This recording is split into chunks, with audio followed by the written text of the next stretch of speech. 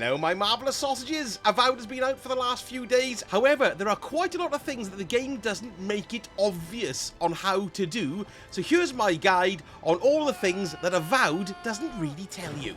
Now, something you're going to be doing an absolute ton of in Avowed is having a scrap. But there's a few things that you kind of need to know, really. Uh-oh, loads of spiders.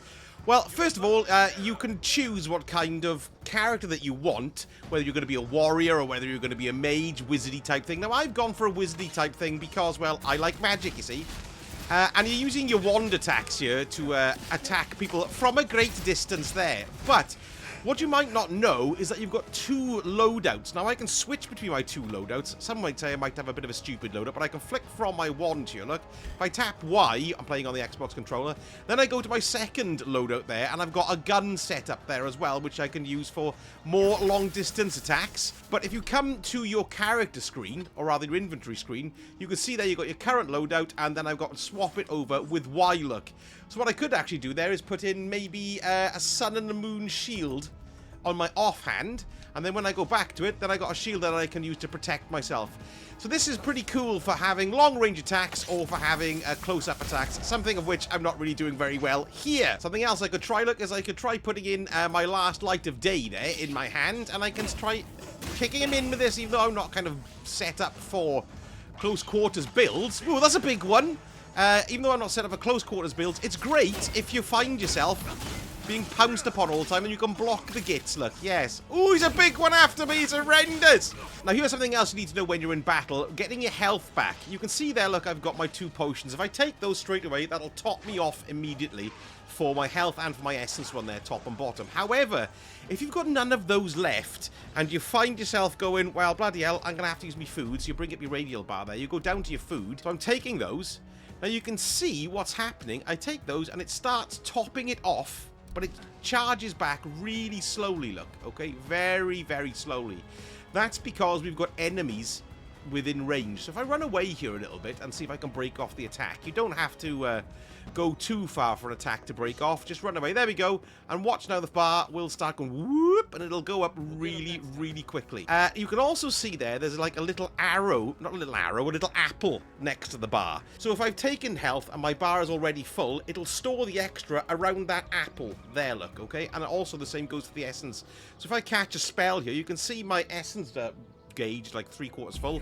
I'll do that, whoosh, and there we are. It'll pull it from the apple, look, and fill it up immediately, which is very, very useful when you cast in spells, which is the lifeblood, basically, of your wizard. Let me change to Y and go in and kick this spider's face in, or let's see if we can anyway. Make sure you've got a good supply of lockpicks. Look, I haven't got any here, and I can't even open this tiny little thing. It's very, very useful to have, and they don't cost hardly anything at all from various vendors.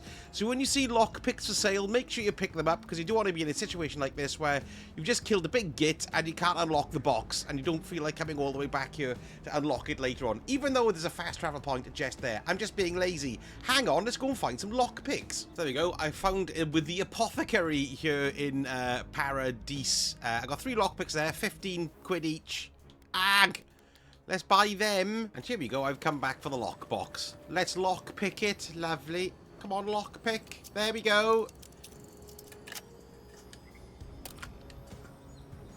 What's this? There we are. I see, that was worth it, wasn't it? Lovely. Now, as you're walking around the wilderness, you might come across cracks like these. I have no idea what's in there, but basically explosive damage can sort them out, which generally means grenades. Let's have a little look if my fireball will do it. I don't think it will, but let's have a little look and a quick go.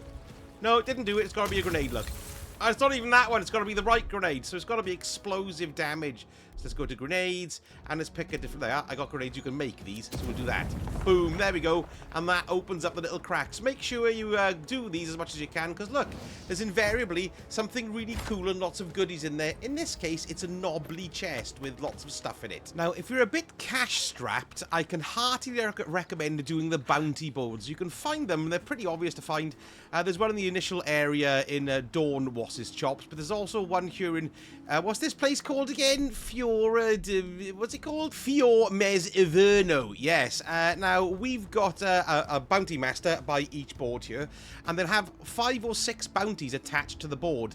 Now, what I do is I pick them all up, because then you can sort of bump into them as you're out exploring, instead of doing one, picking it up, coming back and forth. That's just a bit of a waste of travel time. And once you pick them up, you can find them then. You go to your journal.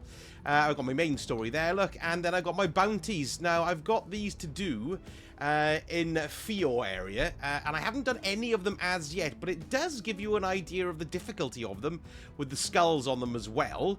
And what's great about these is the amount of cash that you get as a reward. In the first area, it was 500 gold for each one. In this area, it's 750 gold. Then as you go up, it goes up in the other areas as well, up to 1,000. Or at least that's what I'm hoping, because I haven't got to the final area yet, but it does seem to be doing that. Plus, there's unique weapons that you can earn, particularly by completing all of the bounties on the board.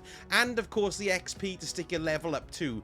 So I would heartily recommend you do the bounties when you're in the area, because not only will it give you loads of cash, it'll give you XP, it'll give you weapons to make the more difficult battles a bit easier. In fact, let's go and do one of these now. Let's do the Farm Zorips one and have a little look, as that's the first one here. So I've highlighted it on the list. We'll pop over to the map there, and then I've got the different triggers to show me the maps. They kind of zoom in. I'm in Fior here, but I can pull out then to the whole of the Emerald Stair there, okay, which is the middle area. And then I can go to the Living Lands, look, and it'll show me the areas, because I still haven't been anywhere. I love this game. I can't wait to get over there. So we're looking on the Emerald Stair here for what we've got. Now, you can see the bounties have all got their own symbols there, or those are the bounty symbols on the map there. You can see they've got a little circle around them as well. But this is a bounty, but that's our main map. Our main quest marker there is kind of like that little arrowy thing. So that's where we've got to go, all the way up north there. And here we are, look, we're in our bounty area, the Abandoned Farmer's Bounty, Kill the Zorips. So we've usually got quite a few in these bounties, but it wasn't too bad. It was only a 1er on the skull difficulty. So we'll see how we go. Let's see how we go. Let's first of all kick that bloke's face in there. Yes, and have some of this. Ow.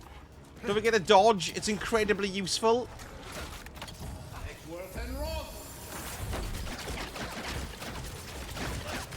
These are quite a nice area of effects, what I've got, which is very good. And when you freeze them, sometimes you can shatter them as well when they die, which is a nice little touch.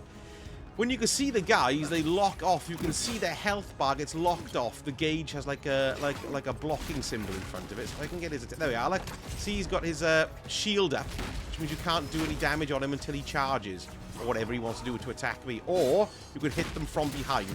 But when it's got that blue little marker on it, it means they're locked, and you can't kill them, or at least it's more difficult to kill them. Right, so I've killed them all, so that was quite an easy one. And what you find with these bounties sometimes is you need to collect the trophies from the Zorips. So you can see they've got that little glowy thing. I need to pick up all of these before I can go back and go and get my bounties, because they've all probably dropped one. So that's pretty good. Now, sometimes I found there was one where I had a kind of similar bounty to this in the other area, and I couldn't pick the thing up because the body was on top. But what happens is if you leave an area for a little while and then come back after sleeping, the bodies tend to have decomposed and disappeared. And then you can come and pick up the thing that's hidden underneath it. Just be wary of that. Sometimes you might not be able to pick them up. It's a little bit buggy sometimes. There we go. There's that one. Is that all of it? There we go. So I can now go back to the bounty board and claim the bounties. Not before having a good old rummage around here, because usually after you do a bit of killing like this, there's usually a chest somewhere or something like that. So here we are. Let's return our bounty. There we go. Hello. Yes. Welcome back. Yes, I have this bounty to claim. Thanks very much. It's the Abandoned Farms that clear Zorips. We've got 750 quid, look, and the Zorip tail removed from the inventory. Very nice indeed. Excellent. See, well, we're doing 106 XP as well. If you've got Marius in your group, who's the dwarfy chap, he's got the Hunter Sense, so I can ask him to cast that, and he'll show me anything in the area that I might have missed, or at least within a certain distance of him. Let's get him to come over here and see if he can find us anything else. Come on, Marius. Let's come over here.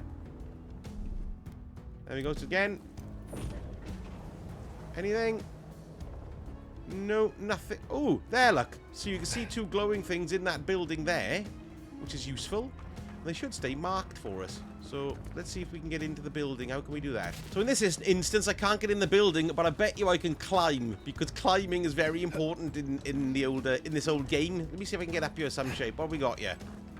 Come on. There's a thing up there. Can I jump from over there? Can I jump from there? Look, there's a board up there, look. Let's see if we can get up there.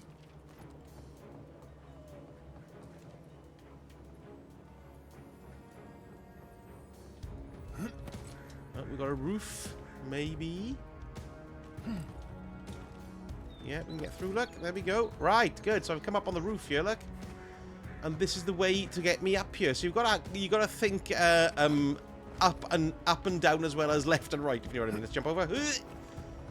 I do find the jumping very, very useful as well. I mean, it's very forgiving, rather, on the mantling. It's not as difficult as you think. We'll drop in here. What have we got? There we go. We've had the backpack. Look, lovely. Bloodstone hardwood. That's well worth doing. We've got something else here as well somewhere. Where is it? Ah, there we go. We've got Skellington. Thanks very much indeed. Lovely common grimoire of doodads. Excellent. So it's well worth using Marius's sort of thingy. What's it called? His hunter power. So we can pick up where these things are. And then don't forget to try looking around high and low to get into these places. It's very useful. Now, the camp is really useful. There may be things here that you don't really know about because it doesn't really tell you exactly what you can do here. So once you find one of these massive Adra stones, you can see them here, then these are the locations that you can pop your camp down. And all you got to do is interact with the stone, and lo and behold, your camp is ready and out there. Now, what you might notice is that as you're traveling around, your companions have got like little exclamation marks next to them, and then you walk up to talk to them out in the wild, and they just give you standard response dialogue. What it tends to mean is that you can actually talk to them in depth about certain things within the camp itself. So once you set your camp up, you can see, look, I've got dialogue options here with Kai and also with Marius, so I can talk to them, and then you'll get a little bit more story out of them, a little bit more background. One thing that was quite interesting was when I found some dialogue options with Kai, he actually helped train me and gave me 2 to my constitution, which was very, very useful. So it's worth having a chat with them. If you see that they've got those exclamation marks about them, have a chat with them. You don't know what you're going to get out of it. Also some background story as well, which is excellent. Now, one of the most important stations here in the camp is the weapons bench, or the workbench rather, stupid boy. And this is where you can upgrade all of your weapons. There's different levels. You can see you've got common, fine, exceptional, superb, and legendary. Haven't got that far yet. But all you need to do this is, of course, have the relevant crafting materials to do that. So, for example, if I want to upgrade my Minoletter's conduit here, I needed Awakened Adra, because it's quite a high level. But if you have a look down at some of the lower level ones here, let's have a little look. What I've got, my Kyrox Pride, I need Softwood Branch, and I need Paradisian Ladder as well. So this is where you come to upgrade the weapons. But you do really want to keep an eye out for the highest grade weapons that you can get, because, of course, you're going to come in then at a higher level. For example, fine is better than common. But if you need to upgrade stuff and you don't have the materials, don't forget you can go to the crafting tab here. You might need these Hylia's talons to do that. So I need 4 Paradisian ladders to make one of those. So you don't have to go hunting for them. You can actually create them here. The hardwood branch needs 4 softwood branches. So that's the first thing to bear in mind when you're upgrading your weapons. Now, resources are pretty easy to find out in the world. They just pick up every plant you can. But you can also break down certain items to get these materials as well. So you can see here I've got like this, what have I got here? I've got the Grimoire of Greater Elements. I don't really want that one because I've already got one of them. So I can actually hold the X button here on the controller or whatever it is in the PC and look, bang, I can get rid of it and I'll get a softwood branch for it. The Common Great Axe, I don't really want that one, so I can do that, get rid of it as well. I've had 2 iron chunks. The Common Arquebus, I'll get rid of that one as well. So you can see you're going to pick up loads of weapons out in the world. Make sure you grab them and then you can just dismantle them wherever you are. You don't have to be in camp to dismantle them. You can dismantle them as soon as you pick them up. There are items spread throughout Avowed called Totems. You can see I've got a completed totem here. This is Restored Scales of the Oathbinder. Now, I got this in the previous area in the Dawn... Is it Dawn Guard? I can never remember what it's called. Dawn Shore, that's it, yes.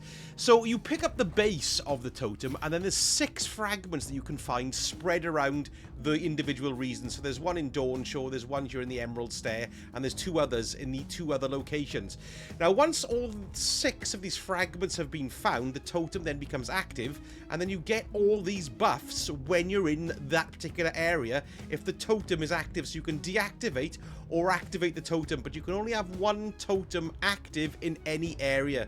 So for example here, the scale Scales of the Oathbinder, it's going to give me swift orders, reduces companion ability cooldowns by 15%. Power of Command, activating a companion ability increases your damage of 5 seconds. Not pretty good. Queen's Burden, +2 intellect, +2 resolve. Sympathy for the Damned, critical hits deal high fire accumulation. Noblesse Oblige, reviving a companion, yes, grants rapid health and essence regeneration, that's nice. And Flames of Resurrection, second wind, casts Ring of Fire. So you want to try and hunt these down. Now there's guides out there because there's 6 fragments per totem and there's 4 totems, so that's quite a long lengthy video, so I won't be showing you any locations here, but I just wanted you to have that in mind when you're playing the game. However, there is something you might not know about either. If you come here to the menu and we go down to settings, and then you go across to the UI tab, and right the way down the bottom to the UI, you can see you've got your compass there, but as you keep on going down, the very last one is called Compass God Shrine Totem Pieces. So those are the pieces that make up the totem, yeah?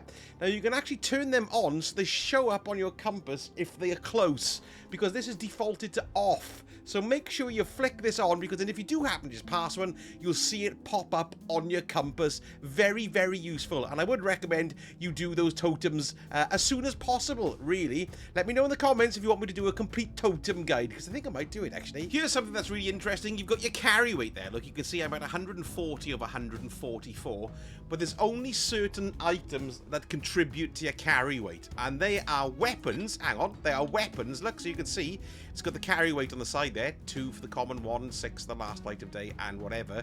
Go over to the armor, and you can see that's got carry weight on it too. Wow, they're quite heavy. I've got all these on me, so that's why I've got so much taking up space. But everything else, so that's including, you can see like the gauntlets, look, there's no weight next to them, so they don't contribute to your carry weight.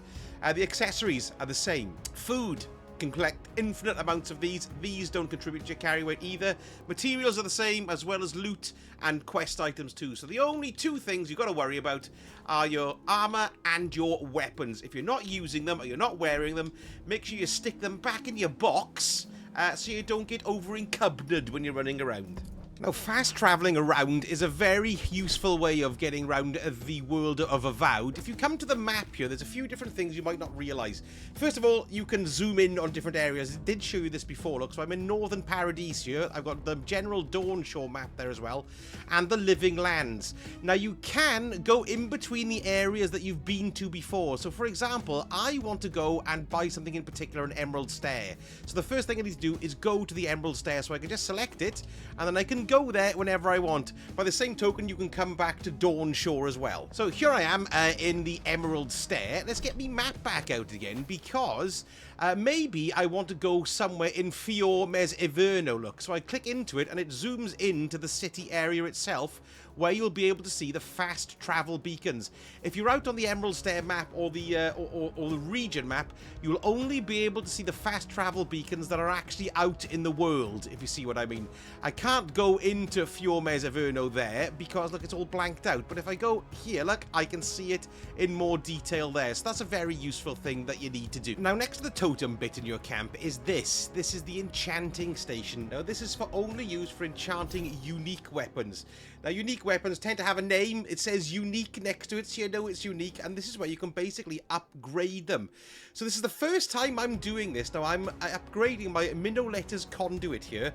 I basically got everything: the Binding Copper, the Vessel Flesh, the Primal Wind. I needed Spirit Residue. I had to go and buy that from some merchants, but I did a little check on Google, and I found there was a couple of merchants who sold them. Sansa was one, and there was also another one as well in Dawnshore. What was her name now? Can't remember. What was it called again? Marilyn, that's her name, yes. So I need to pick some of that up. So what we're going to do now is I'm going to upgrade it. Let's see how it works. So I'm going to pick it there. So I've got a charged missile there, or I can do a detonating missile. Power attacks deal moderate stun to nearby enemies, or plus 10% to attack damage and 60 maximum wand range. That sounds really nice. I think, though, I'm going to go for that. I'm going to go for the extra attack damage on this. We're going to pick that baby up, and we're going to do that charged missile to overcharged missile. There we go, and we've had a little upgrade there. So that's how you use the enchanting station. Now, you saw me there enchanting this unique wand. Now, this unique wand is picked up from here. Look, I've actually just arrived. Let me go to the map to show you where I am. I'm in Fior Mes Everno, and once you come into the main city, you've got the bounty board there, and then you've got this merchant here. This is where I purchased this from. So merchants can be very useful because sometimes you can only buy unique weapons and armor from them, although they are strewn about the entire area, so you are going to pick up a lot of them. But because I wanted to be a wizard, I wanted to get a wand. So vendors are very, very useful for picking stuff up. And you can see this one here. Look, I got an exceptional stuff here as well, but I assume as it moves up to different levels and areas, you're going to get more exceptional, maybe in legendary stuff as well. But sometimes it's worth buying certain weapons directly, although I wouldn't buy anything that you can upgrade as standard. So for example, like, you know, a fine grimoire of elements or a fine, you can just do all that upgrading yourself by breaking down all the stuff you find out in the wild and to the materials and then using it to upgrade. And the same goes for selling as well, really. You don't get that much unless you know you're not going to use it. It's probably not worth selling it at all, really. I've got that horse cutter there, which is looks pretty minted, to be honest, because look, if I sell that, I'll sell that for 907 quid, which is pretty cool. It's pretty tempting, but just by doing the bounty boards and also exploring, you're going to get a bit of cash there as well, so it's up to you. And don't forget as well, if you break that down, you're going to get materials that are going to be useful for upgrading and enchanting at the unique station. So it swings and roundabouts. I tend to do a little bit of both. What I tend to do with the vendors is I don't tend to sell very much, but I do tend to come and buy upgrade materials. I find that the most important thing. For example, there we go, there's a spirit residue there, look, which I do need to upgrade or change my wand. So I found that very useful here with this one. They do also sell essences, which can come in very handy as well, and they're reasonably cheap, 75 each. And if you haven't got many of them, this is probably a good place to come and get them. But as far as selling just your standard weapons and armor, unless you desperately need it, I wouldn't bother. I'd break them down. Now, talking of ingredients and things, you're going to pick them up and you're going to be able to use them when you're out there to regenerate your essence, your purple bar, and your health, your red bar. But the ingredients on their own aren't that great. What you need to do is make meals out of them if you can. So once you pop your camp down, I've got Kai here sitting around the cauldron, or standing rather. You can go to cook recipes, and then you don't have to discover recipes or anything like that. They're all already there, and if you've got the ingredients, you'll be able to make them. So you can see there, look, I've got that Arak ×1. That's going to give me 100 essence regeneration, and it needs 1 or 2 various pieces of fruit. So all I do is pick it like that, and it's going to do spring berries twice. I'll craft that, bang, and then I've got that there to use when I'm out. It's so much more useful than eating little bits and bobs. So every time you come back to your camp and you've been collecting loads of stuff, make sure you come into the cooking pot and make them. Now, not only do you have essence restoration and health restoration, you've also got effects as well. So, for example, the grog cures poison, bleed, elemental accumulations, and restores health based on the amount cured. So that's quite interesting. So you can see you've got all of these here. The All Leaves tea is amazing. 150 essence regeneration, and it gives you 20% maximum essence as well. Beetle pie, that's going to give you +2 might and +10% damage. These are timed effects. I think they last for about 4 or 5 minutes, somewhere in that region. So only drop these when you know you're going into a fight where you're going to need them. So you can just have a little look through, but as you're going, you're going to pick up the ingredients. You don't need to find the recipes. It's bloody great. They're just in here. Come and cast. A lot less fiddling than normal, if you ask me. I love it. Now, this little bit here is interesting. This is your main camp tent. You can access the outfits, and you can change the outfits for your companions. So, because I got the premium version, this is where you've got the outfits. You've got the Eora collection, there's a default outfit, and the Obsidian collection there. I quite like that one. And there's Marius as well. I can give him a default outfit, or I can give him the Obsidian collection as well. And then, the moment you change them, spin around, and they're already nicely changed there, look. Excellent, yes, well done. And talking of sensible, brilliant, quality of life things in Avowed, because I think there's loads of great things in this. It takes away loads of the annoying fiddle I find in so many of these kinds of RPGs. You know you've got your stamina when you fight. You can see my stamina going down there, look. But what's great is that running doesn't put your stamina down. So you can just basically run everywhere you want and you won't lose your stamina. So don't stress about that. That's the kind of thing I've had ingrained into me, really. Running for stamina, stop, pause, let it build back up again. God, that's annoying.